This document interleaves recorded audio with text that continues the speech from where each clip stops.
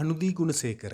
ඇය ගැන අද ලංකාවේ විතරක් නෙමෙයි ලෝකේ පුරා හුඟක් අය කතා වෙනවා. අනුදිගේ ගමන ගැන එයාගේ සිහින ගැන පුංචි කාලේ ඉඳලම විශ්වාස කරපු ඒ හීන වලට පියාසර කරන්න අත්තට දුන්නු එයාගේ පවුලේ අයට මොනතරම් සතුටුයක්ද. මෙවර රන් කිරුලා අරන් එන්න ගියේ ඒ ලස්සන සුන්දර අනුදිට හරිම ආදරේ කැටුණු සටහනක් අනුදිගේ පියා Facebook එකට එකතු කරලා තිබුණේ මෙන්න මේ විදිහට. මෙවර ලෝක රූ රැජින කිරුළ වෙනුවෙන් ශ්‍රී ලංකාව නියෝජනය කරන්නේ ඔබයි. මගේ ආදරණීය දුවනියනි.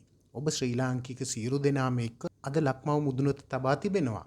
ඔබ වෙනුවෙන් ඔවුන් නගන හඬ මගේ ඇසට නංවන්නේ සතුටු කඳුළු.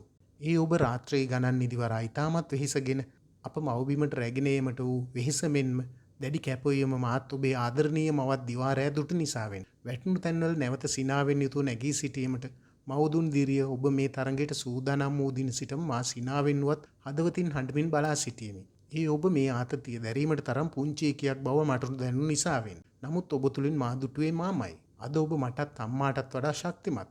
කිරුළ දිනා ගැනීමට දෙවුන්දර තුඩුවේ සිට පේදුරු තුඩුව දක්වාම ශ්‍රී ලාංකිකයන් පෙළ ගැසී ඔබ සමග අත්වැල් බැඳ සිටිනවා. ලෝකේ මුතු ඇටේ රන් කිරුළෙන් සරසනුදුරු සියල්ලෝම සමග මාද බලා සිටිමි. මේ ආදරණීය අප්පච්චි යනුවෙන් සටහන් නිමා කර තිබුණා.